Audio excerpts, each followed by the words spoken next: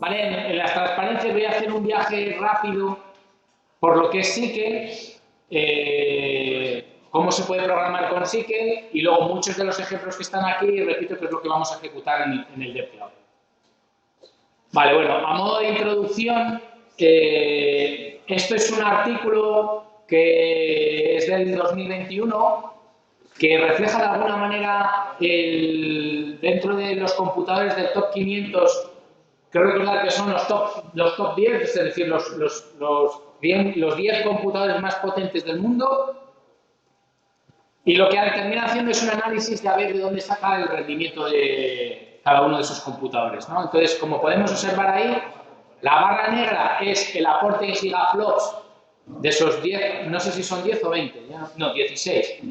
De los 16 supercomputadores más potentes del momento, del 2021, la barra negra hace referencia al porcentaje de rendimiento obtenido por una CPU y en blanco por un acelerador, por una GPU, ¿no? Entonces, de alguna manera, lo que ya viene a reflejar aquí es que, como veis, casi todo es blanco. Es decir, si queréis sacar partido a alguna máquina del top 500, normalmente habrá que hacerle uso a la GPU, ¿vale? Esto me sirve como motivación un poco para presentar la idea de SQL, ¿vale? Es decir, el problema que se presenta es cómo hacer uso de esa GPU.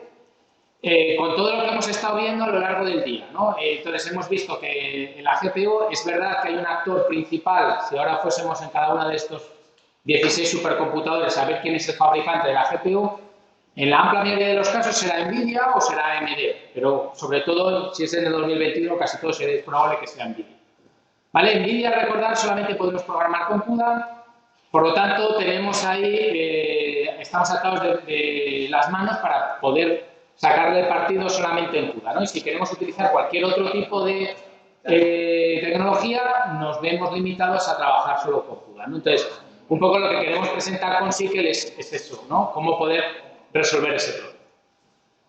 Si fuésemos a nivel de paradigmas de programación, tenemos aquí desde a nivel de abstracción, que sería Python, hasta a nivel de rendimiento, veis la amalgama de la mayor parte de los lenguajes de programación que estamos acostumbrados en el ámbito de HPC, porque el top 500 hacía referencia a HPC. Tenemos Python como la solución más abstracta. Tenemos una función que directamente la invocamos y me hace, pues no sé,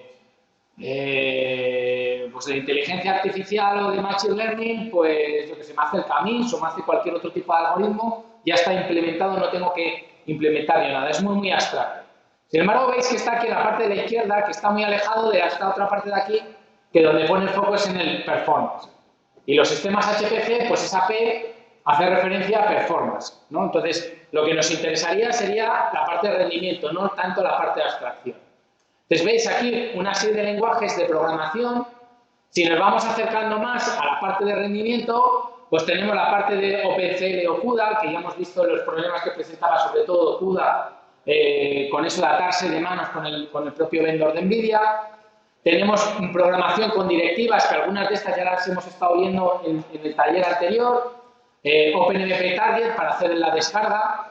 OpenACC, que sería el precursor, por así decirlo, de programación por medio de directivas, que tenía soporte para GPUs, aunque es cierto que el compilador que había de referencia en aquel momento era de Portland Group, la parte de Portland Group luego lo compra NVIDIA, luego, aunque en principio OpenACC no es un paradigma de programación como CUDA, que sí que es propietario, sino que es abierto, al final el vendor que lo implementa mayoritariamente era el Portland Group, que luego es adquirido por NVIDIA y solo le va a dar soporte, o la mayor parte del soporte que le da es a sus GPUs, ¿no? Luego tendríamos ya, si queremos programar ya a nivel de CPU, lo que sería OpenMP para los cores, o C++ si queremos algo más de rendimiento, ¿no? Entonces, el reto que se presenta es cómo ser capaz de obtener rendimiento, que es dentro del HPC, la P, cómo tener rendimiento, teniendo también la idea de que es importante la portabilidad, que no me tenga que casar con uno de los vendors, que como decía anteriormente en el caso de NVIDIA, y de ahí la aparición de SQL o de Cycle como una de las alternativas. La otra sería OpenCL, Pero el problema que presenta OpenCL es que es mucho más verboso. Para hacer cualquier código, ahora lo veremos, tenemos que retocar muchísimas líneas de código adicionales, ¿no? Entonces, bueno, esto a modo de resumen, nosotros nos vamos a centrar en la parte de Cycle porque sería un compromiso entre, por un lado, el rendimiento, por otro lado, lo que sería un estándar abierto. ¿Vale? Recordad, estaba soportado por el grupo Cronos, ¿vale? Es multivendor, ya lo indica, ¿vale? Bien, entonces, vamos a hacer algún ejemplo para que lo entendamos. Si tenemos una suma de vectores, que esto es lo que yo les explico a los alumnos en la asignatura de, bueno, aquí la llamamos computación de las prestaciones, una suma de vectores como un ejemplo sencillo para mostrar paralelismo, porque tiene el paralelismo inherente, tenemos una suma de vectores, todas las iteraciones son independientes entre sí, etcétera. Si lo codificamos esto en C o en C++ y lo encapsulo como la rutina de suma de vectores de esa manera, pues ahora si yo quiero portarlo a uno de esos top 500, tendría que reescribir esta función a nivel de kernel.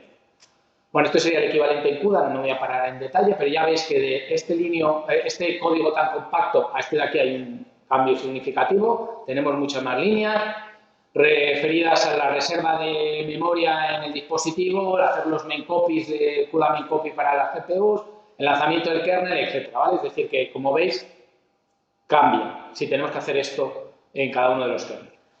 ¿Vale? Si me voy a OpenCL, el kernel no cambia mucho, pero lo que sería el cambio de código ya es todavía mayor, ¿no? Es decir, de este que teníamos aquí, muy compacto, a este que tenemos aquí, con definición de plataforma, seleccionar dispositivo, crear los buffers, encolar el kernel, etcétera, etcétera, etcétera, pues esto ya es infinitamente más verboso, ¿vale? Tenemos mucha más líneas de código.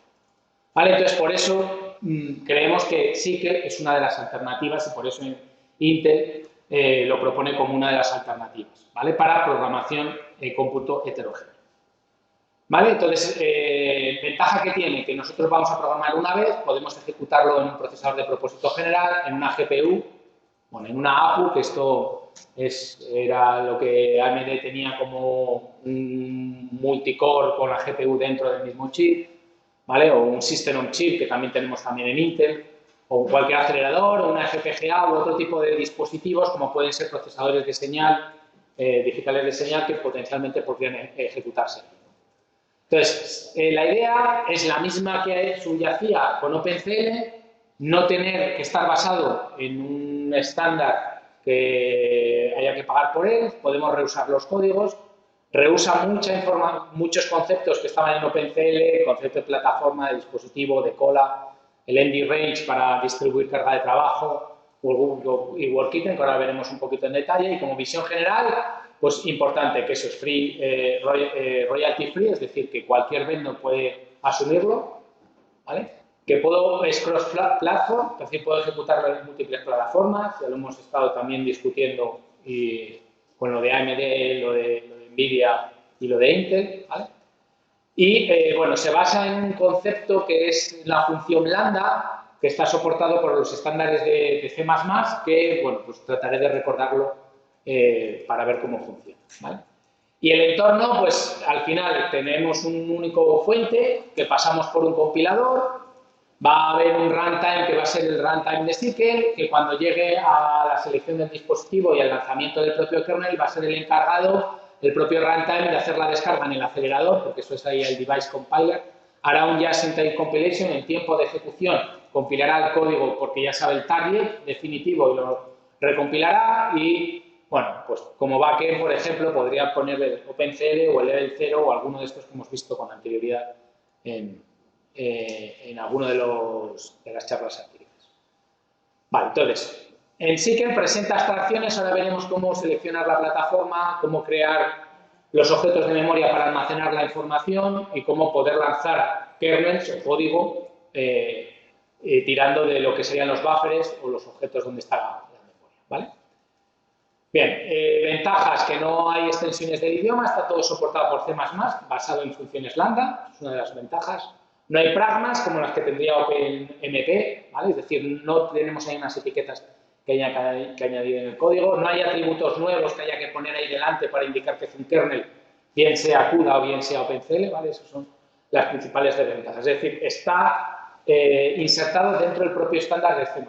¿Vale? Esa es otra de las características. Por eso dice ahí que sí que el 2020 está basado en el estándar del 17. Bueno, esta transparencia ya lo hemos visto antes. Esto de que era Data Parallel C++, más o menos lo hemos comentado antes, es el compilador que tiene la Toolkit One Base de One API para darle soporte a SQL dentro del compilador de C++. ¿Vale? Mejora productividad, rendimiento. Esto, si queréis, vamos un poquito más rápido. Esto yo creo que ya lo hemos contado antes, la idea del gap y lo que trataba de cubrir One API, y ya vamos un poquito a empezar. ¿Vale? Entonces, aquí os dejo un pequeño pseudocódigo para que entendamos cómo funciona a nivel de kernel.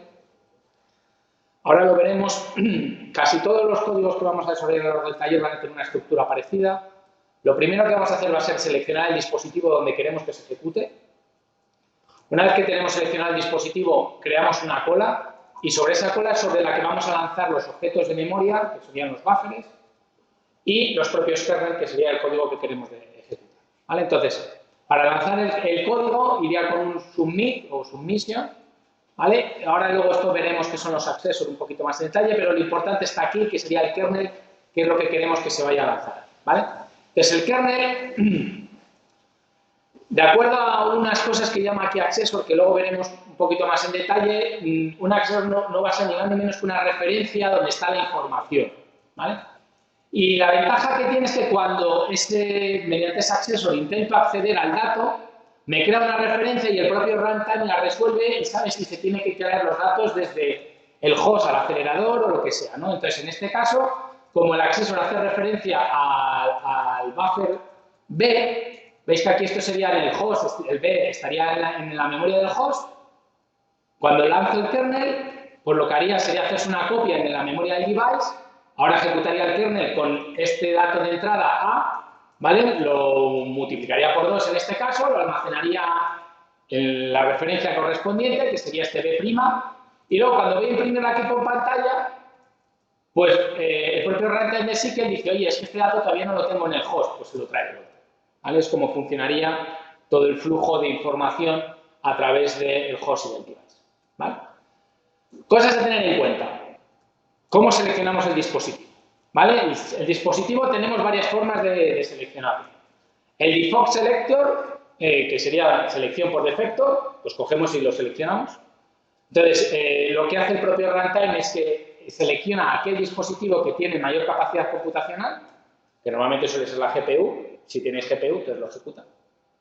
Si no, pues podéis seleccionar la GPU, o el acelerador, o la CPU, o el host, o un My Device Selector Custom, que esto es lo que decía Ruiman cuando poníais el CUDA Selector ese que decía él, para que el backend fuese CUDA cuando queríamos el código. ¿Vale? Entonces, en el fondo lo que hace es redefinir este selector custom y para que pueda ejecutarse en la parte de... ¿Vale? Este sería el primer ejemplo que luego vamos a probar. Ahí veis que estamos seleccionando un dispositivo, que en este caso es GPU. Aquí va a imprimir por pantalla algo de información de la GPU. Creo la cola, hago el submission. ¿Vale? Y ahí es donde estaría el lanzamiento del kernel, que en este caso es single task, esto lo comentaré, y lo único que hace es imprimir por pantalla este logo. ¿Vale? Si esto lo quisiese ejecutar en una GPU, pues pondría ahí GPU selector. Si quiero ejecutarlo en una GPU, pues pondría ahí GPU selector. Es decir, es tan fácil como cambiarle esa cadena y seleccionaría el dispositivo.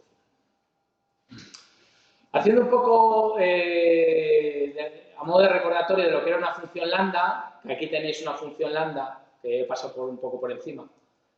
Ahí tenéis otra función lambda que pasa por encima. Es una función que está en C++,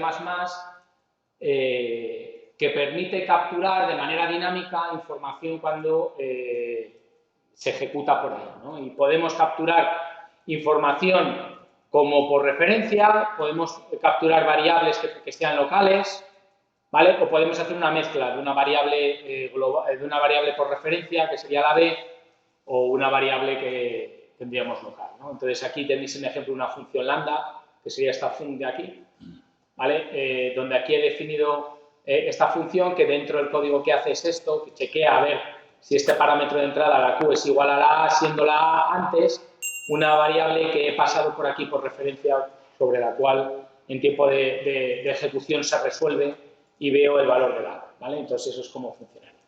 Esto me va a permitir que en tiempo de ejecución pueda crear los kernels, que a priori no sepa dónde lo voy a ejecutar, entonces, porque no sé hasta la ejecución cuál va a ser el dispositivo donde se va a ejecutar, si es una CPU, una GPU de NVIDIA, una GPU de Intel, una GPU de AMD. Por lo tanto, el tiempo de ejecución es cuando hace la recompilación final en función del target, según ya lo sabe, que está asociado a la propia cola, ¿vale? Bueno, aquí os dejo otro ejemplo de una función lambda, tampoco voy a poner mucho detalle esto. Y lo único que es tener en cuenta que toda la ejecución que se realiza en SQL va asociada a la cola de comandos o al command group, donde voy a lanzar esos eventos de tratamiento de datos, de enviar datos a CPU, GPU, desde host al acelerador y viceversa, o lanzamiento de los kernels. ¿Vale? Entonces, bueno, ahí os dejo el submit, esto sería la función lambda y ahí estaría el propio kernel, que es el que lanzo aquí, ¿vale? Que también eso es otra función, donde aquí estoy pasando todas las variables que tenga por referencia, mientras que aquí los paso por lado, ¿vale? Bueno, eso es la propia sintaxis de C++. Bueno, entonces lo primero que vamos a hacer es acceder al teclado. Vamos a coger el módulo 1, ahí os dejo la referencia, y en este módulo 1 lo que va a mostrar simplemente es la ejecución de los dispositivos, ¿vale? Que veáis cómo cambiando la CPU o la GPU podemos hacerlo. Si queréis lo vamos haciendo entre todos, ¿vale? Lo explico, dejo 2 o 3 minutos para que lo probéis vosotros y ya está. Bueno, más o menos yo creo que estáis, ¿no? Y si no, ahora Josep por ahí pasa.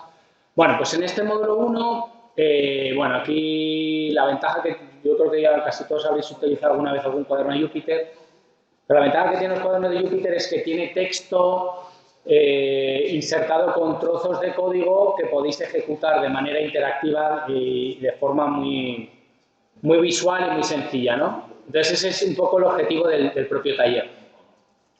Aquí esta primera parte inicial os va a contar la idea de One API, de tener múltiples arquitecturas, de lo que Intel aquí llama XPUs, que serían como procesadores genéricos y abstractos que pueden ser tipo CPU o tipo GPU, y la idea es que tú desarrolles cada uno de ellos de manera agnóstica, ¿vale? Y si queréis ya vamos al primer código que está aquí, que no sé si lo puedo hacer un poco más grande, sí.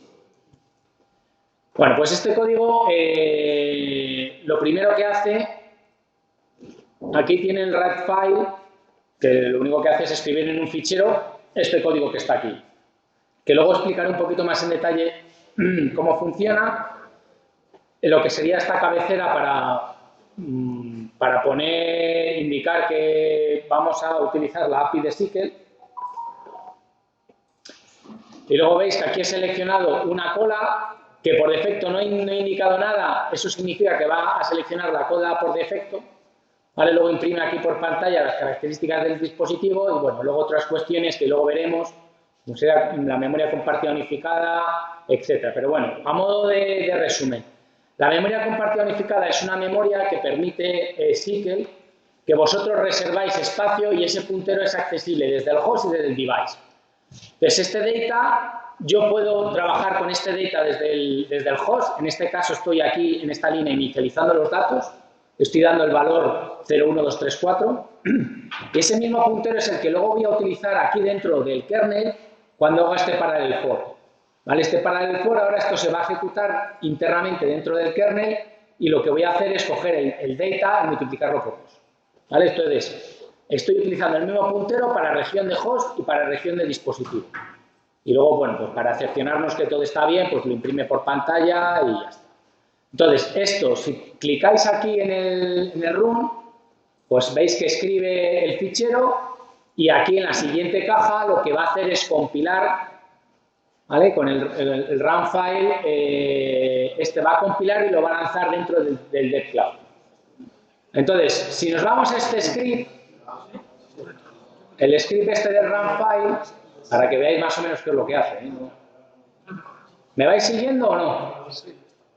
O el run sample.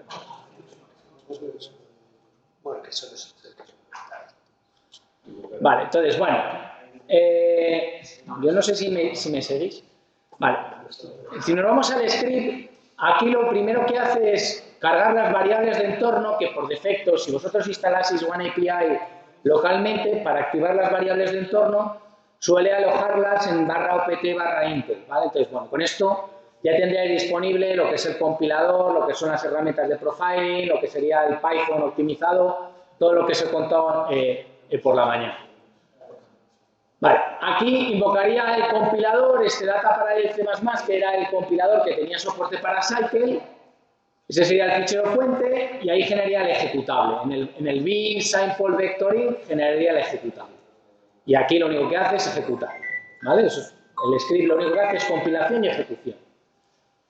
Entonces, en la línea en la cual se compilaba y se ejecutaba, veis que aquí dice, hay un Q delante. Esto es simplemente para que lo lance en el sistema de colas del Cloud.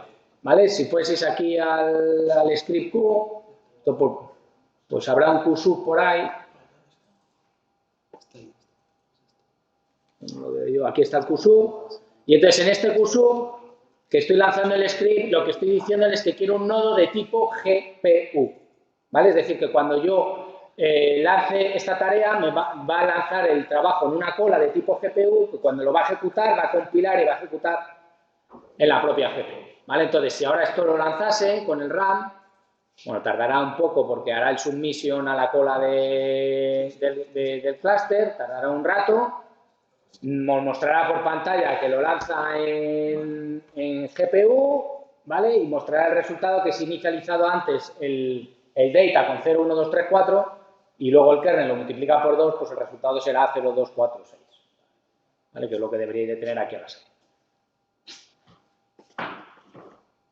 ¿Vale? Entonces, ahí veis que el dispositivo es la GPU y el resultado del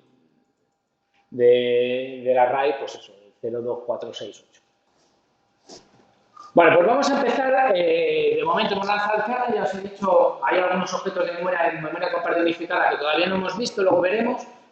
Pero ahora vamos a ver cómo es el concepto de memoria dentro de Cycle. ¿Vale? El concepto de memoria dentro de Cycle, como os podéis imaginar, para empezar se basa en que en los dispositivos que tenemos, la memoria está asociada al dispositivo. Es decir, la CPU tiene la memoria suya, la GPU tiene su memoria, etc. Es decir, que son memorias que son distintas. ¿Vale? O sea, que están en diferentes lugares. Vale, entonces, cuando yo quiero lanzar un kernel, que es lo que tenéis aquí en esta cajita de color amarillo, necesariamente los datos del data que he inicializado anteriormente en el host, que lo he inicializado en esta memoria, debería de enviarlos a la memoria del acelerador. ¿Vale? Que eso es lo que indica esta flecha. Oye, necesariamente tengo que enviar los datos para procesar el kernel y luego traerme los datos de vuelta, que sería el data de vuelta. ¿Vale? Bien. Entonces, en Cycle hay dos maneras de trabajar con los datos. Uno son buffers y accessor, que es un modelo, y otro modelo es memoria compartida unificada o Unified Shared Memory. ¿De acuerdo? Entonces vamos a ver esos dos y luego veremos el cuaderno de Jupyter asociado a esos dos. Vale, el primero de ellos era el del buffer y accessor. Entonces, el buffer, aquí os lo indico, es como un puntero que hace referencia a la memoria del host. ¿Vale? Y para poder ser accedido al propio buffer, lo que voy a crear es otro mecanismo que sería un accessor. Entonces, este buffer está referido a la memoria del host y ahora, mediante este accessor, lo que voy a acceder es a ese dato. Eso va a permitirle al runtime determinar cuál es el orden de sucesos o de eventos para que cuando se lanzan a la cola tenga que resolverlos. Es decir, cuando yo lanzo un kernel, antes de procesar el kernel, sé que los datos tienen que haber llegado. Y como, ¿qué datos tienen que haber llegado? Pues aquellos datos asociados a los accessors que tenga dentro del kernel. Si tengo un accessor de lectura, pues los datos tienen que haber venido desde el host al acelerador. Si tengo un accessor de escritura, lo que quiere decir es que los datos que yo escribo en el kernel quedan escritos en el kernel, pero si luego son posteriormente en otro kernel accedidos, pues ya los tiene ahí. Pero si desde el host quiere acceder, se los tiene que traerse desde el device hasta el host. ¿Vale? Es la manera de determinar cuál es el grafo de dependencias que tiene el propio runtime de Cycle para hacer la migración de los datos de manera transparente para el propio programador. ¿Vale? Entonces, aquí os dejo un ejemplo de sintaxis. Tenemos un buffer asociado a esta variable está en el host, ¿vale? Y solo es una variable, por lo tanto, solo tiene un elemento, ¿vale? Eso sería el propio buffer. Y ahora, el accessor, le indico la referencia que tiene al buffer y ahí, si sobre ese accessor hago una operación de lectura, una operación de escritura o una operación de lectura y escritura. ¿Vale? Es como funciona básicamente. Vale, entonces, en este código hago algo parecido al ejemplo que hemos visto anteriormente en el Dev Cloud. Selecciono una cola, que por defecto no indico nada, es decir, que seleccionará la cola que haya por defecto. Si es la GPU, porque lo lanzo en un nodo con GPU y la GPU tiene mayor capacidad computacional, pues seleccionará por defecto la GPU. Inicializo en el host la variable A, ¿vale? Con 0, 1, 2, 3, 4, es igual que antes. Ahora creo un buffer, que este buffer hace referencia a la variable A, esta que he inicializado en el host, y ahora hago un submit donde lanzaría el kernel, que sería el lanzamiento del kernel aquí. Y antes del lanzamiento del kernel le digo, oye, voy a utilizar un accessor que hace referencia al buffer y que es de lectura-escritura. Eso significa que cuando llegue el kernel y se haga submisión, cuando quiero procesar el kernel, este valor tengo que haberlo llevado a la memoria del acelerador de entrada, ¿vale? Y cuando luego salgo de por aquí y estoy accediendo a la variable A, en el momento en el que salgo de esta llave ya tiene la dependencia de datos para saber que tiene que hacer la copia del resultado que tenemos en la memoria de la GPU de nuevo al host, ¿vale? ¿Cómo determino esas dependencias? Pues con estas llaves que aparecen aquí y aquí. Esas llaves son las que indican el tiempo de vida del buffer. Este buffer va a estar viviendo desde aquí hasta aquí. En el momento en el que muere el buffer, es necesario que se actualicen los valores en el host, ¿vale? Por eso, los valores que he escrito aquí en la memoria del acelerador, posteriormente son visibles y cuando ejecutase esto, pues debería de ver aquí por pantalla, pues si lo he multiplicado por 2, pues 0, 2, 4, 6, 8, como antes. No sé si me vais siguiendo. Es el mismo ejemplo que hemos visto antes en el Dev Cloud, lo único que con los buffers y los accesorios. ¿Vale? ¿Sí? Queda claro, ¿no? Más o menos. Vale. Y el segundo mecanismo es el de la memoria compartida unificada, que es el que habíamos utilizado antes en Dev Cloud, que es un mecanismo que facilita mucho la vida del programador porque el mismo puntero puedo utilizarlo en el host y puedo utilizarlo en el acelerador, ¿vale? Sin necesidad de que vayan migrándose los datos y de ponerme el código un poquito más, con más información, como sería con los buffers y con los accesorios, ¿vale? Entonces, me elimina el concepto de los buffers y los accesorios, es más rápido la programación y normalmente el tiempo de ejecución prácticamente dan el mismo rendimiento tanto uno como el otro, ¿vale? La memoria compartida unificada en SQL, aquí os lo indico, tiene tres modos. Uno, el device, que eso quiere decir que el dato está alojado en la memoria del dispositivo y que solamente es accesible desde el dispositivo, por eso os dije ahí desde donde es accesible desde el dispositivo y está localizado en el propio dispositivo. Lo voy a poner, me he dado cuenta, en pantalla completa, que quizás lo veáis algo mejor. Tenemos memoria host, que eso quiere decir que la memoria se asigna desde el host y se localiza en el host, pero puede ser accesible desde ambos, desde el acelerador y desde el host. Y luego la memoria shared, que puede estar alojada en cualquiera, de hecho puede migrar entre uno y otro según la utilización que se utilice y es accesible entre el host y el acelerador. Y vamos a ver con algunos ejemplos, ¿vale? Primer ejemplo es lo que hace referencia como manejo explícito de memoria. Entonces, en este ejemplo de aquí, cuando yo reservo información, el acelerador lo hago con esta USM de tipo device. Y para ello lo hago con el malloc device, ¿vale? Como veis, está asociado a la cola, donde lo quiero ejecutar, y reservaría espacio, es decir, en el acelerador reservaría espacio para ello, ¿vale? Pero como he reservado espacio en el acelerador, de manera explícita tengo que hacer el movimiento de datos desde el host al acelerador, y eso lo tenéis en la siguiente línea. La copia desde el host al acelerador, ¿vale? Copio los datos que están en el data, que son los mismos que he inicializado anteriormente, y ahora a los datos del acelerador, que es el data device.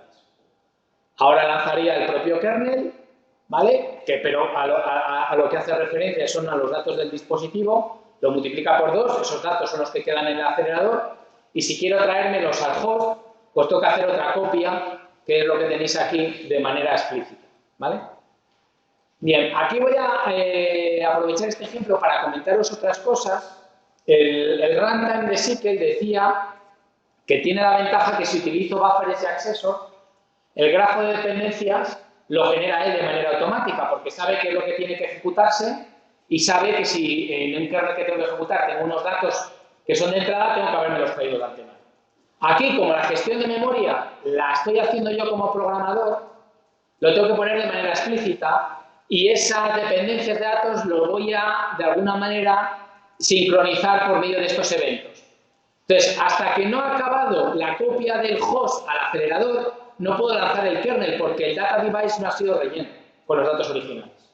¿Vale? Por eso, este es un mission de aquí, que sería el lanzamiento del kernel, os está diciendo, ojo, depende del evento 1, que sería el evento anterior. Soy yo, como ahora ya no hay buffers y accessors, el runtime no sabe si se han completado las transacciones o no. Entonces soy yo como programador el que tengo que ponerlas de manera explícita. Entonces aquí estoy poniendo que hasta que no ha sido completada la copia no puede procesarse lo que sería el kernel.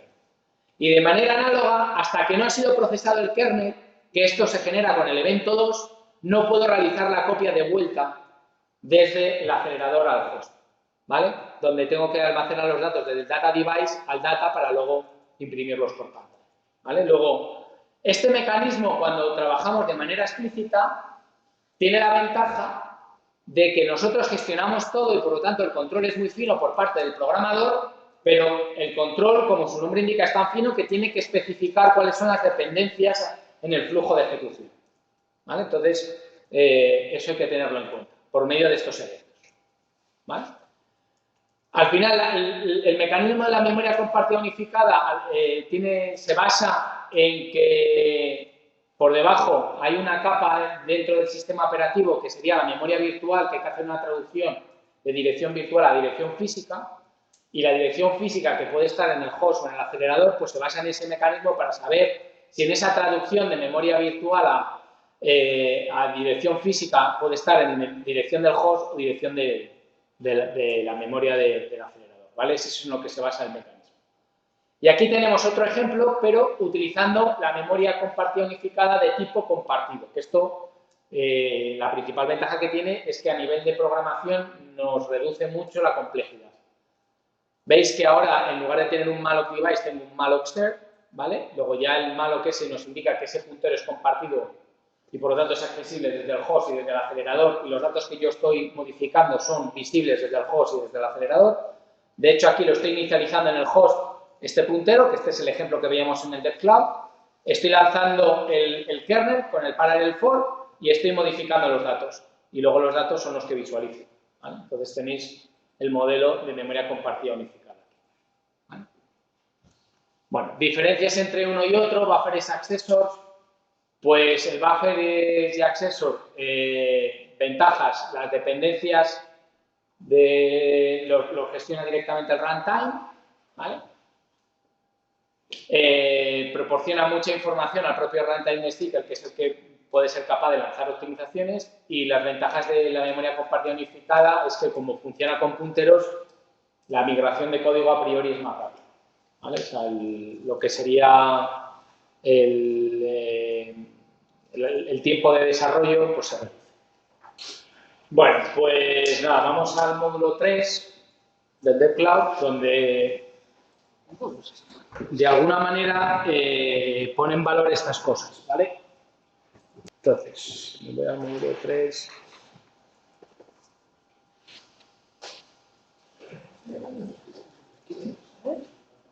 Bueno, el módulo 3 aquí va a contar más o menos lo mismo que os he dicho ya ahora. Veis ahí la idea de las memorias que son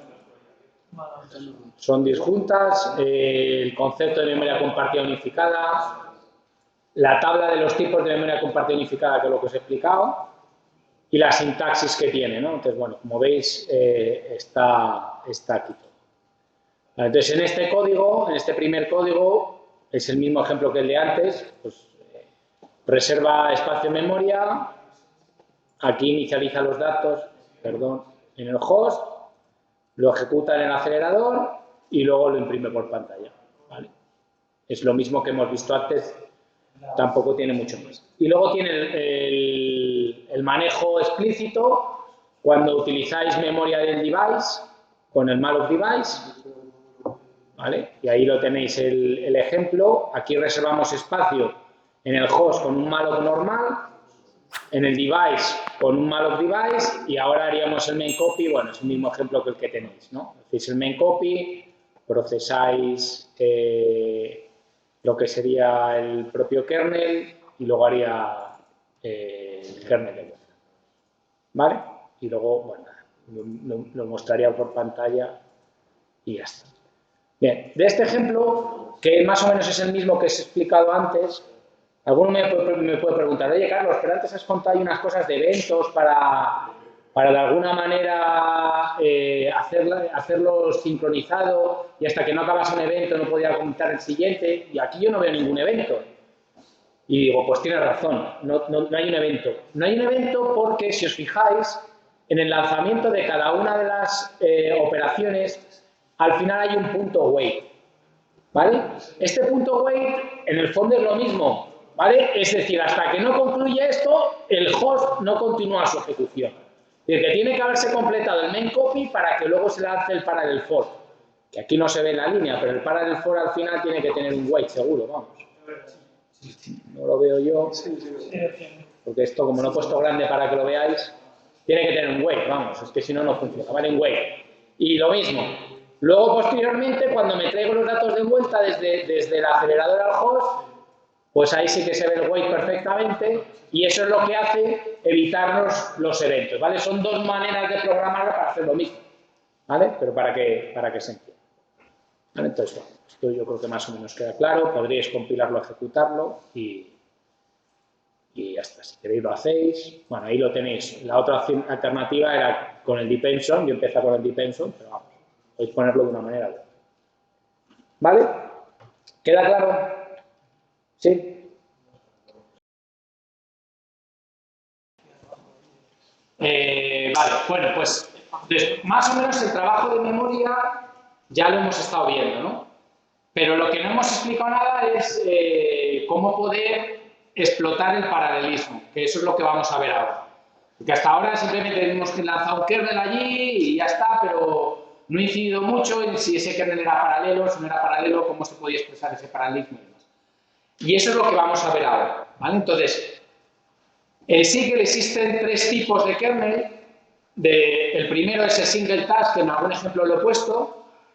Este solamente ejecuta una única instancia del kernel, es decir, que sería como un código secuencial. Como su nombre indica, un single task es una tarea pues es única, no tiene más, ¿no? Entonces, si esto fuese en un acelerador, pues solamente se lanzaría una instancia. Ese tipo de paralelismo, que alguno puede pensar que no tiene mucho sentido, es el que se aplica. Recordar que SQL permitía ejecutar código en CPU, en GPU y en FPGA, que lo he pasado muy por encima en muchas ocasiones. El modelo de FPGA cambia radicalmente del que yo estoy explicando aquí. Dentro de una FPGA lo que hay que buscar es un paralelismo dentro de una única instancia, por medio de explotación de vectorización, por medio de explotación de un pipeline, etc. Pero no va a ser el objetivo del taller. Pero que sepáis que si queréis trabajar con FPGAs utilizando el modelo de Data Parallel C++, el esquema que hay que utilizar es el single task, ¿vale? Y si hacéis algún taller o lo buscáis, porque de Intel tiene varios en FPGAs, si alguno estuviese interesado, pues el que utiliza es ese. Ya os digo que en el concepto de CPU o GPU pues no tiene mucho sentido, pero allí sí, ¿vale? Y luego, en kernels que vayan a lanzar en un multicore, en una CPU, o en una GPU, que internamente tampoco lo he dicho, pero en el caso de Intel tiene una estructura interna, pues en CUDA lo llamaban Stream Multiprocessor, y aquí, ¿cómo era? Sí, los unidades subslice. Tiene un subslice y debajo era una executive unit. Lo razonable es que para expresar ese paralelismo utilicemos el parallel for. ¿Vale? El parallel for, como su nombre indica, es un bucle paralelo en el que reparte las instancias entre las unidades de cómputo. ¿Vale? Y entonces ahí es lo que hace. Genera tantas instancias como work items o work items, que a su vez se agrupan en workgroups. Esto es una estructura heredada de OpenCL. Y eso sería una manera de expresarlo, o si queremos expresarlo a nivel más fino, es lo que se denomina un parallel for workgroup, en la cual podemos especificar el número de hilos por workgroup y el número de hilos por... O sea, el número de hilos por workgroup y cuántos workgroup quiero en total, ¿vale? Algo parecido al ND range de OpenCL o de Grid en CUDA, que es lo que ponía la equivalencia, me parece, ahí Ruiman esta mañana. Bueno, entonces eso es más o menos cómo funciona. Bien, otra diferencia que me parece que está puesta aquí en las transparencias y que yo creo que es interesante, si utilizaseis el tercer modelo, el del Parallel for Group, este de aquí, toda la memoria que defináis internamente se define como variable compartida. ¿Está por acá?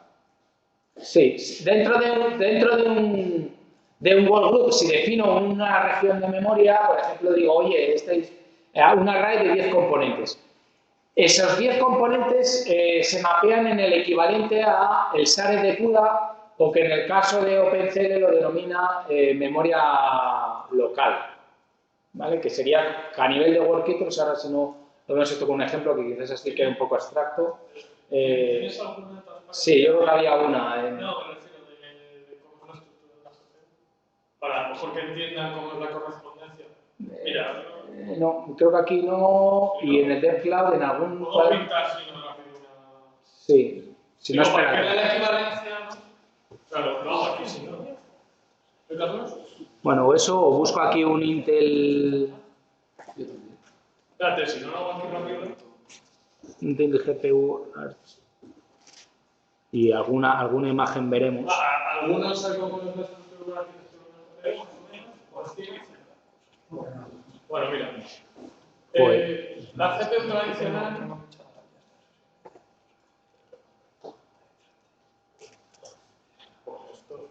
Mira, aquí tienes una. La GPU tradicional, digamos que suele ser esto, digamos que cada casita de esto es un core. ¿Vale? Entonces, normalmente tenéis un core o sea, varios cores, pero no muchos, ¿no? En la GPU.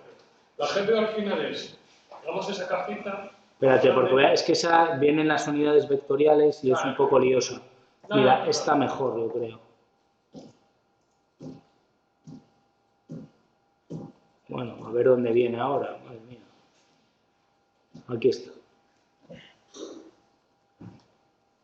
Entonces, en una GPU, digamos que en vez de tener pocos cores y muy potentes, lo que tenéis es una barbaridad de cores, pero menos potentes.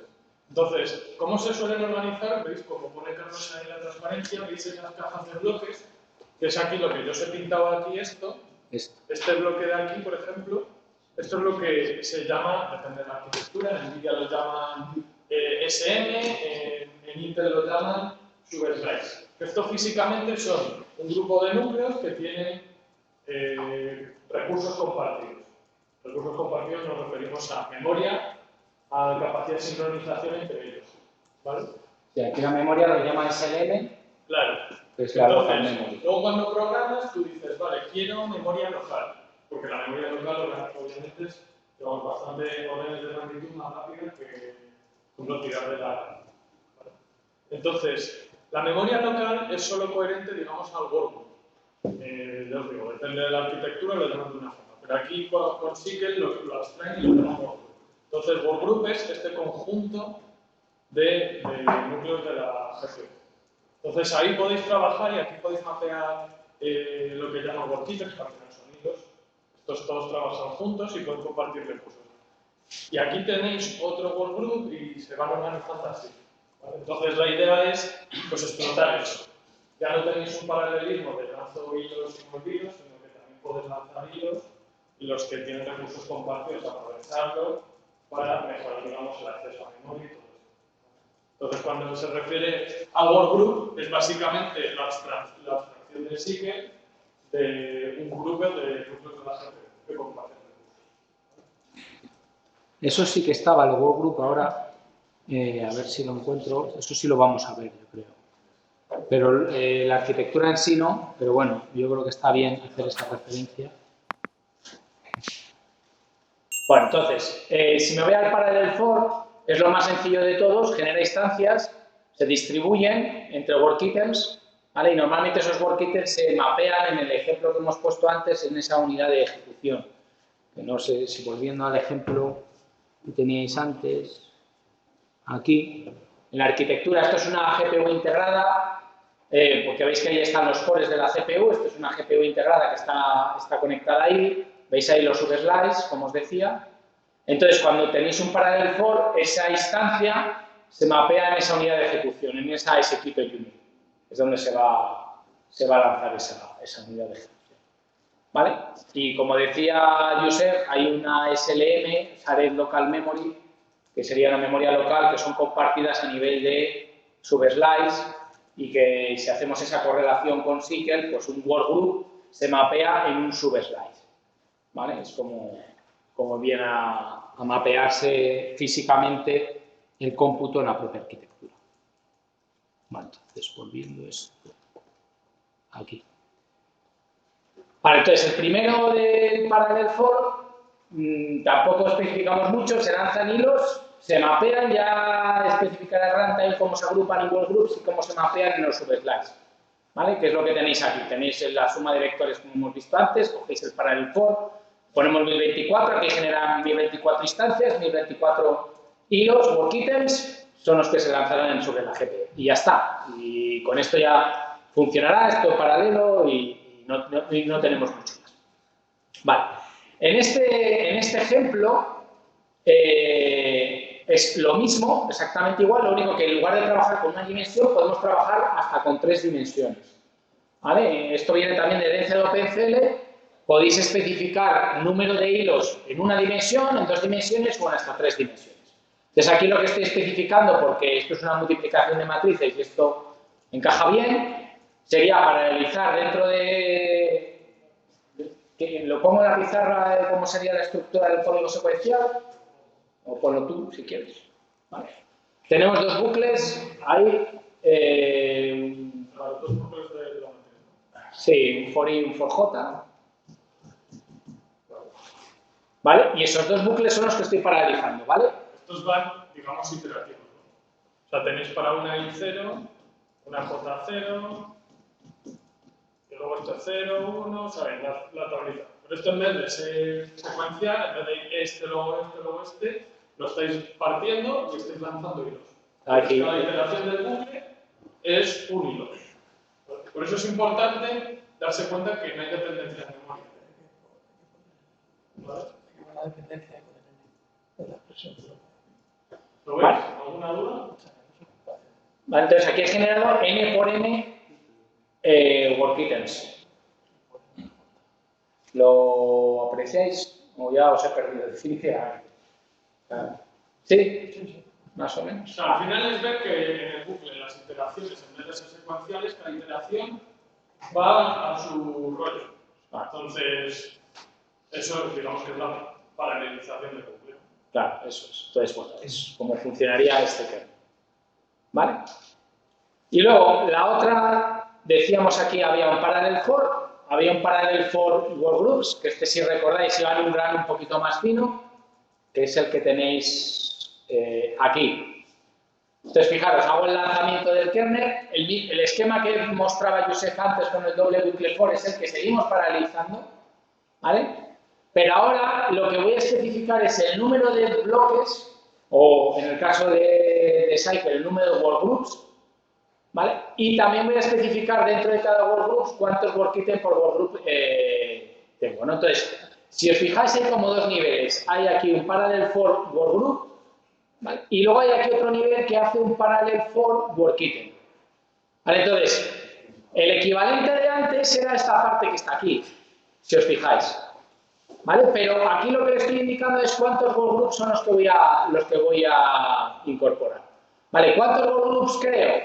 Pues si la matriz era de n por n, pues determino que el bloque es de tamaño b, pues ¿cuántos bloques lanzaré? Pues n partido por b y n partido por b.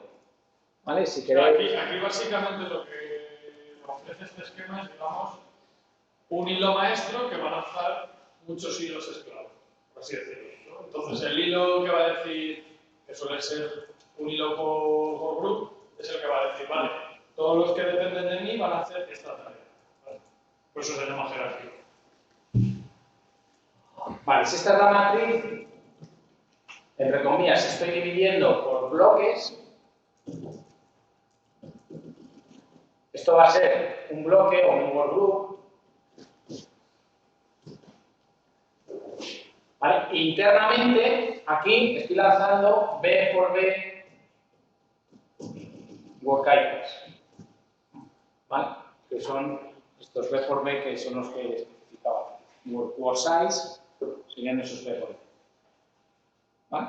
Entonces tengo un control más fino porque estoy indicándole, yo ya como programador no que el propio runtime determine cuántos bloques genera y cuántos, sino que estoy yo afinándolo según mi intención. ¿Vale? Y lo que os decía, si vosotros aquí definís, en esta región de aquí, definís una variable o un array o lo que queráis, eso ya pasa a la memoria local. Ya sería compartido por todos los work items. Dice, aquí yo generase pusiese array de 50 elementos, ese array de 50 elementos sería visible por todos los work items del mismo workgroup. ¿Vale? Es la manera de definirlo la memoria. Vale, entonces, bueno, ese es el modelo de ND-Range, ¿vale? O otra manera de expresar paralelismos con el modelo de ND-Range, en el cual podemos hacer eso mismo. Bueno, aquí más o menos lo que estábamos hablando antes del workgroup, workitem, esta transparencia está bien, porque yo creo que se trata de identificar. Yo tengo todos estos workitems en total, este cubo, que decíais, si recordáis que podíamos hasta 3 dimensiones, la expresión, pues ahí tenéis las 3 dimensiones, ¿vale? Donde en naranja se refleja un workgroup que tendría todos estos workitems, que son esos que están ahí, ¿vale? Por eso aparece ahí, este es un workgroup, con todos esos workitems. En el caso de Intel, o ahora en el SQL 2020, introduce el concepto de subgroup, ¿vale? Que sería, dentro de todos los workitems, a su vez, los agrupa y se permiten ciertas operaciones a este nivel, como son operaciones atómicas, operaciones... había atómicas, ¿cuáles había más? De Shuffle también había, ¿no? Sí. Básicamente suelen ser operaciones vectoriales. Sí, operaciones vectoriales que tengan soporte a la propia arquitectura. ¿Vale? Y luego ahí tendréis el workitem, que como veis es la cajita individual que aparecería ahí. ¿Vale? Bueno, esta nomenclatura, yo digo, es equivalente a OpenCL o a CUDA, que no sé si alguno habéis programado en algunos lenguajes. En CUDA, pues en lugar de workgroup lo llama bloque CUDA y... No, en CUDA creo que es graph o algo así. No, el graph es la unidad de planificación básica. No, pero dentro creo que también puedes hacer dentro de un graph estarías a este nivel, a nivel de subgroup. Hay algunas operaciones que se pueden realizar a nivel de graph. ¿Vale? Entonces tendríais el bloque CUDA, hilo CUDA y luego a nivel de graph. O mejor dicho, bloque CUDA. ¿Vale? Bueno, ahí tenéis la equivalencia, la he puesto Rumen esta mañana, o sea, tampoco mucho. Vale, y esto es otra manera de expresarlo, pues el parallel for, ahí le veis el global, que serían todas las dimensiones de antes, las n por n, y en el local pues serían el tamaño del workgroup, del bloque. ¿Vale? Vale, esto sería, ahí veis el ND-Range, que sería la multiplicación, tal y como estoy particionando de esa manera. El workitem va a ser el encargado de realizar la multiplicación de toda una fila por toda una columna, ¿vale? Que eso es el ejemplo que tenéis aquí de la multiplicación de matrices. O sea, al final son diferentes formas de expresar paralelismo. Cada una, digamos, no hay una mejor que otra, depende del caso, de la aplicación en la que estés.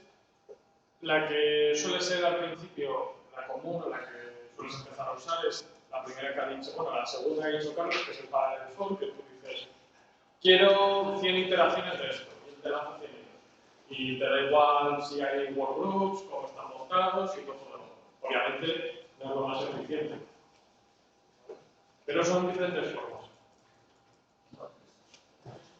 Cuando generáis la cola, podéis lo del selector, que además esto también lo han cambiado hace 2 meses. ¿vale? Yo creo que en las transparencias aparece como GPU Selector y ahora le han cambiado la nomenclatura y es GPU Selector-V.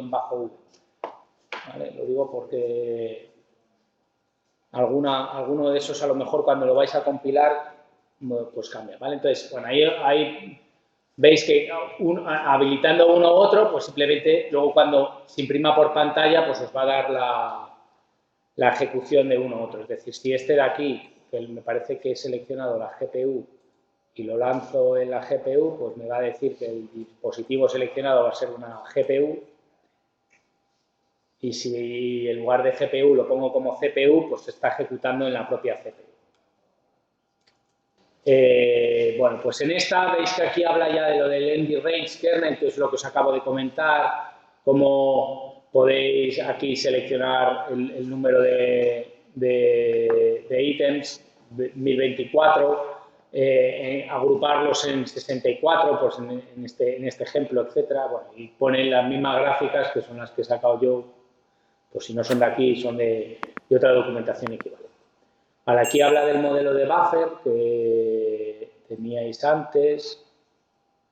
Bueno, ahí tenéis la idea del buffer y los accessors, como decía, de lectura, de escritura o de lectura-escritura, que eso, el propio runtime es el que genera el grafo de dependencias de manera explícita con los accessors, como os decía por aquí. ¿Vale? Incluso esto no lo he explicado porque creo que está en la parte final de las transparencias. Cuando utilizáis buffer y accessor, que era el propio grafo de dependencias, y podría darse el caso, como lo que tenéis aquí, que el kernel 1 tuviese unas dependencias de datos, esto yo creo que se entiende mejor con el propio código. Vale, sí. Mira, el kernel 1, aquí estoy haciendo acceso al buffer A y es en escritura. Por lo tanto, hasta que no concluya este kernel, no puede acceder un kernel posterior que quiera acceder a la A, ¿vale? Yo creo que esto se entiende.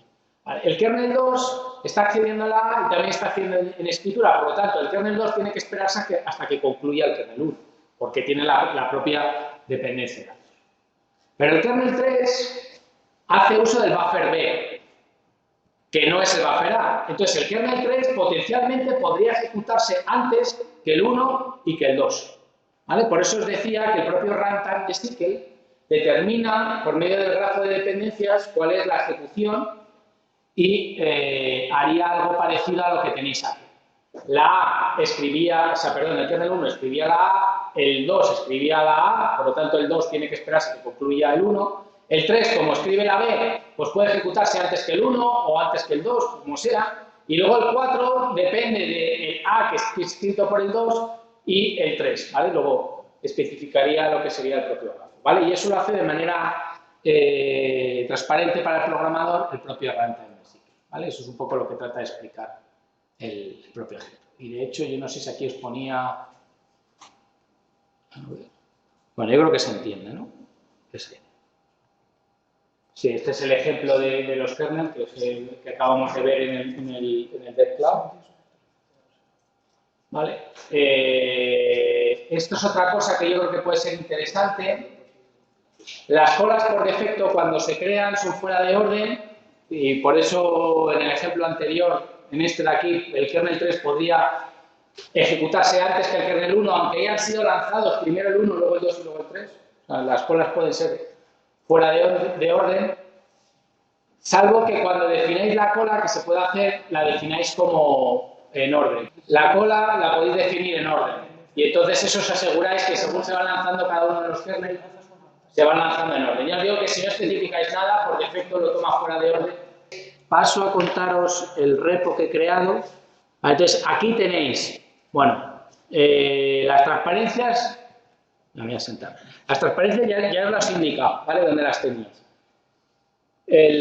Aquí os dice la cuenta del DevCloud, que ya la habéis hecho todos vosotros, que es lo que tenéis disponible. Bueno, esto, más o menos, queda claro. El cuaderno de Jupyter también lo habéis trabajado ahora, ¿vale? El sistema de colas, aquí os explica brevemente, aunque como lo tenéis en el propio cuaderno de Jupyter, ya habéis visto cómo se pueden lanzar colas. Y trabajos, pues podéis lanzarlo a una GPU de esta manera y lanzáis el job, ¿vale? Vale. Y luego los ejemplos, y cuando... Bueno, ahora si queréis esto lo hago. Podéis hacer un git clone del repo, probar el hello world, que simplemente es que chequeéis con cambiéis el selector para que veáis cuando lo está ejecutando, que lo ejecuta en una CPU, en una GPU o en ese tipo de cosas. ¿Vale? El ejemplo de la memoria con buffers y accessors, que es más o menos lo que hemos estado viendo hasta aquí. Vale, hay un problema de sincronización que lo podéis replicar y lo he comentado anteriormente, lo de las llaves. Ahora si queréis esto lo probáis. ¿Vale? Aquí os lo indico aquí lo de las llaves. Yo os digo, yo creo que esto ahora podéis ir tratando de seguir el README y el propio cuaderno de Jupyter e irlo ejecutando. ¿Vale? El tema de memoria compartida unificada, para que lo repliquéis aquí, os he dejado cómo podéis hacer algún ejemplo de suma de vectores y cosas por el estilo para que programéis y os asistamos nosotros. La multiplicación de matrices, y como este taller iba a durar, era desde las 3:30 hasta las 6 o así, ¿no? Quiero recordar. Si queréis, os dejamos como 20 minutos, 25 minutos hasta las 5, que practiquéis, y la última hora, pues si queréis, os comento cómo poder migrar código CUDA a SQL, ¿vale? Y con eso concluiríamos, si os parece. ¿Vale? Entonces, ya os digo, podéis hacer el git clone. Esto no, si no estáis familiarizados con el Dev Cloud, aquí si vais a Files, a New, podéis abrir un terminal. Y entonces aquí podéis hacer el git clone de mi repositorio y os baja todo y podéis trabajar directamente. ¿Vale? Es decir, si aquí hacéis, lo copiáis y lo pegáis en el otro lado.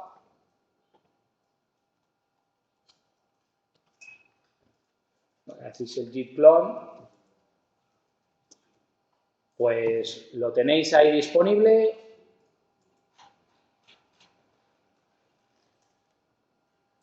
¿Vale?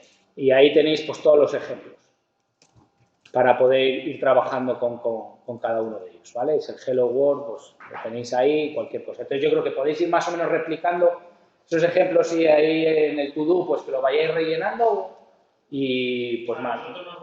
Sí, estamos aquí, nos preguntáis. Que no funda el pánico. Y eso, en 25 minutos pues vemos la parte de... Carlos, ¿pueden abrir el código desde Jupyter? ¿O tienen que pueden abrir el código, esto no os lo he dicho, pero si os vais aquí a esta parte, podéis abrir el código directamente. Me parece que yo lo bajo aquí en el... no sé qué me he cargado. Esto de GPU lo he llevado donde no debía, pero bueno, me da igual. El Hello World, por ejemplo, que está aquí, podéis abrir el código y podéis editarlo aquí directamente. Vale, pues yo creo que podéis empezar con el Hello World. Y otra cosa... Pasando sobre todo a ver con el entorno, que supongo que estaréis un poco perdidos, sobre todo sí. Ahora probéis un poco y ya poco a poco pasamos al siguiente. Sí, y luego otra cosa que me parece muy útil, aquí si arrastráis cualquier fichero y lo pegáis ahí, se os sube directamente al Dev Cloud. ¿Vale? Y si lo queréis descargar, pues me parece que era botón derecho download o algo así, y lo traéis a vuestro equipo. ¿Vale? O sea que me parece, así como herramienta, como... ¿Vale?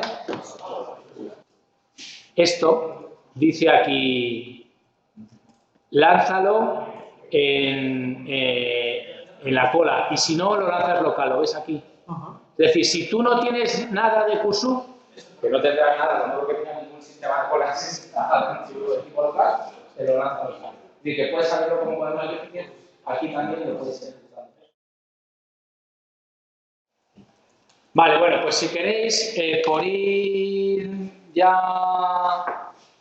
acabando, aunque queda ahí como eso, 40-50 minutos, os he puesto aquí un ejemplo de migración de CUDA en Cycle, que yo creo que es interesante, porque de hecho ahora he estado aquí hablando con unos compañeros de la Carlos III, ellos no hacen cosas heterogéneas todavía, aunque les suena bien, pero ven que la curva de aprendizaje les cuesta, ¿no? Entonces, si habéis desarrollado algo en entornos heterogéneos, la mayor parte lo ha hecho en CUDA, ¿no? Y una de las ventajas que tiene OneAPI dentro de este paraguas es que tiene una herramienta de portabilidad y que transforma código CUDA en código de Cycle o de Cycle. Y eso es lo que os he venido a poner en este ejemplo que tenéis también en el GitHub y es lo que podemos trabajar, ¿no? Entonces, la herramienta de compatibilidad Intel la denomina Data Parallel C++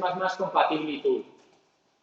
Y os he dejado ahí el enlace para que tengáis más información. Es la que esta mañana también llamaba como Psychomatic, que sería el código abierto, que traduce entre un 90-95% de código automáticamente.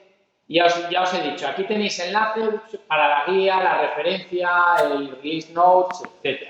Entonces, lo importante es cuáles son los pasos a seguir. Los pasos a seguir para migrar código CUDA a Cycle es, por un lado, preparar los códigos fuente, luego invocar a la herramienta propiamente dicha de compatibilidad, ¿vale? Que eso lo vamos a ver ahora. Luego, revisar el código, porque a veces hay algún problema, os da algún warning, os da algún aviso. Entonces, esa información son una serie de anotaciones que ahora vamos a ver, que podéis clicar aquí y sale una tabla con las anotaciones y los warnings que suelen aparecer, ¿vale? Y luego, por último, pues lo que vamos a hacer es compilarlo con el Data Parallel C++ o el ICPX que habéis utilizado. Entonces, el flujo, repito, preparáis el código, invocáis la herramienta, ya en principio deberíais tener código de Cycle, pero a veces hay que intervenir el ser humano pues para chequear esos warnings que suelen aparecer. Completamos el código y ahora ya tendremos código Cycle completo, lo ejecutáis y ya está. Entonces, ¿qué necesitáis? Pues hacer uso de la herramienta que está dentro del Toolkit Base. Con el source opt Intel OneAPI setbars ya podréis tener acceso al DPCT, que si habéis entrado en el cloud por defecto ya lo tenéis, porque cuando os logueáis activa lo que sería estas variables de entorno, y necesitáis las cabeceras de CUDA, ¿vale? Entonces, las versiones que están soportadas son estas que están aquí, y aquí os he dejado un ejemplo de cómo poder prepararlo. Entonces, lógicamente en el Dev Cloud de Intel no están las cabeceras de CUDA, y entonces tenéis que hacer un git clone de las cabeceras de CUDA. Entonces aquí lo hacéis de manera recursiva, aquí os lo pongo más o menos las líneas, creáis un directorio, que en este caso yo he llamado CUDA headers, y vais guardando las cabeceras, pues en este caso de la CUDA, del QRAN, porque yo no sé si utilizan algún ejemplo los números, la generación de números aleatorios, ¿vale? Copiáis también el CTR y las tublas, porque creo que había un ejemplo de multiplicación de matrices, y con esto ya estaréis en disposición de poder invocar la herramienta de conversión que sería el DFC, ¿vale? Entonces, bueno, para ello, aquí os lo indico, voy a crear un proyecto.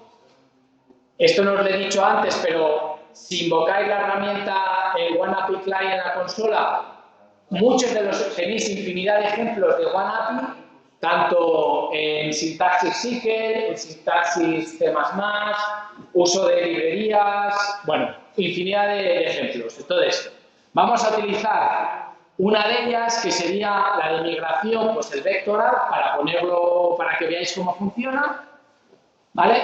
Y nada, una vez que lo invocáis, deberíais de tener acceso al código CUDA. Ahora, si queréis esto, lo hago.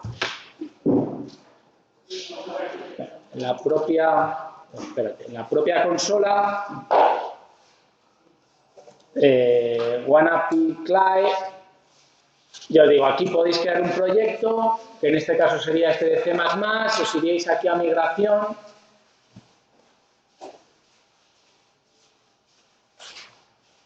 A ver dónde está migración.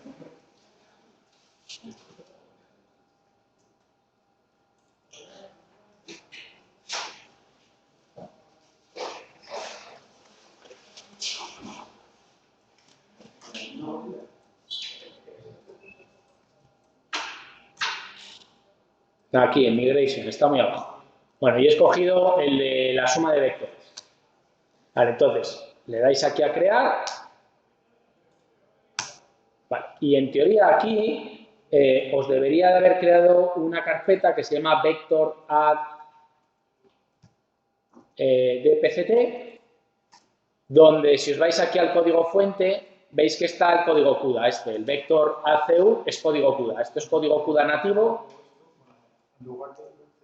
¿vale? Que veis que aquí tiene un código CUDA, que sería la suma de vectores, bueno, pues lo que vamos a hacer es invocar la propia herramienta, ¿vale? Entonces ya os he dicho, os he dejado aquí las instrucciones, entonces lo primero que tenéis que hacer es crearos las CUDA headers y una vez que tenéis las CUDA headers invocáis con esta herramienta la conversión, ¿vale? Gracias.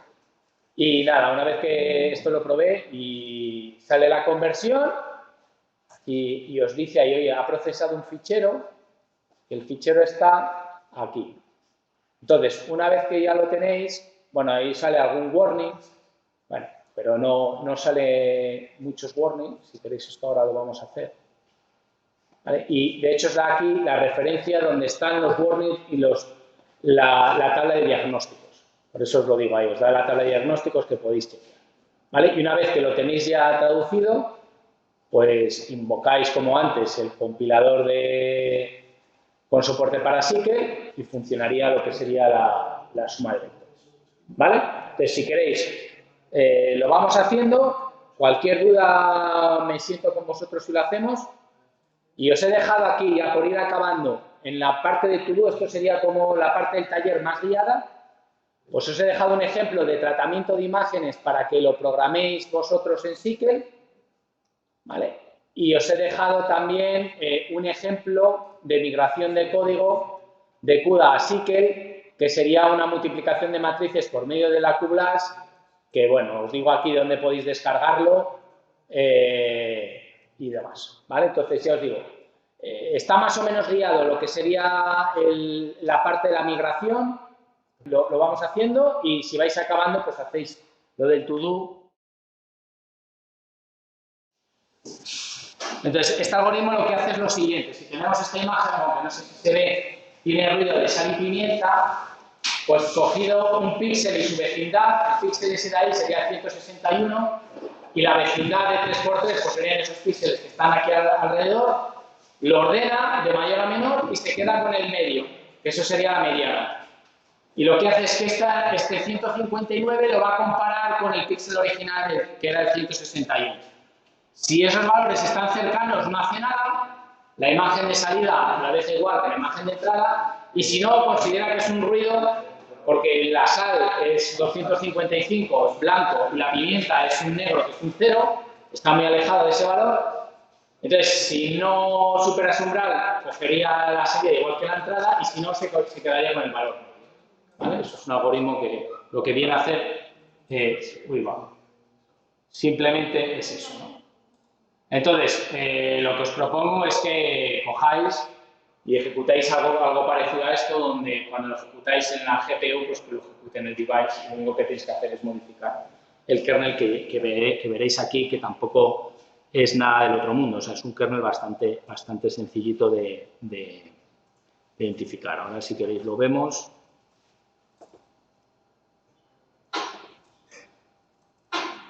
Bueno, esto es lo que tenéis que rellenar en el to-do. Y el código de C para que veáis la partida. Estaría aquí en el remove noise, que lo que hace es que para todos los píxeles de la imagen copiaría ese 3×3 en una cosa que llamo yo aquí Windows, que sería de 3×3 y aquí haría el sort. ¿Vale? Se queda con el valor de la mediana y, bueno, el chequeo del threshold es lo que hacéis aquí. ¿Vale? Entonces, pues la idea es coger este código y hacerlo en cycle, ¿vale? Básicamente para realizar estos dos bootings primeros.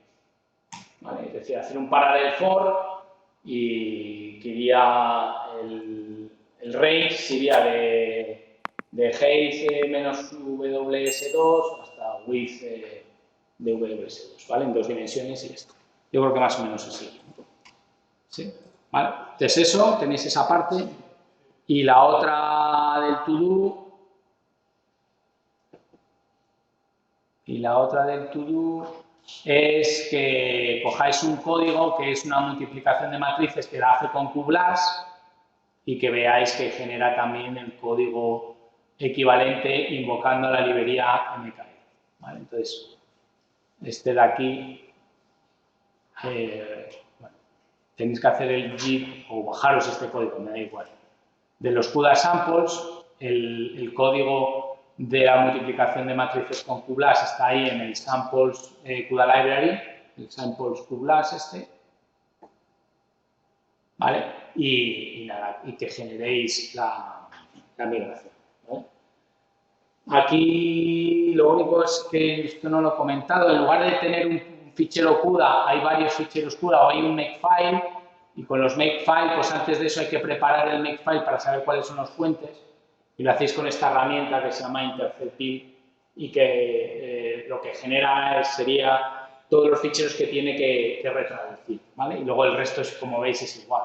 Eso hacéis la invocación del DataCP y lo único que la salida de este intercept build make es un fichero JSON, que es este de aquí con todos los ficheros fuente que tiene que compilar, ¿vale? Y una vez que ya lo tenéis, pues hago aquí la compilación del obtenido, que sería este de aquí, y me generaría el ejecutor, ¿vale?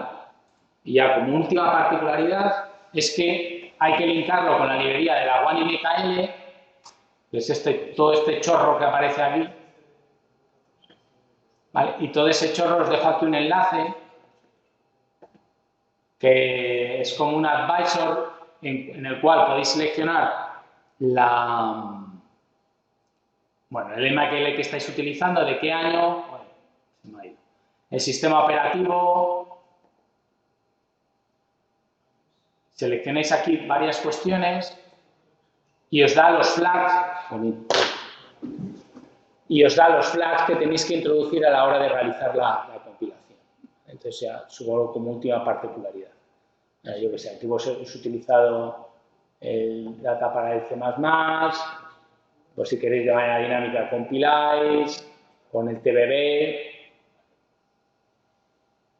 y veis que aquí os da las líneas de código asociadas al enlazado y las propias de compilación. Entonces eso puede cambiar según seleccionéis aquí las cosas. Pero es una herramienta que yo creo que es interesante porque muchas veces no sabes qué flags son los que tenéis que poner para compilar. ¿Vale? Entonces eso es para la librería de la OneMKL.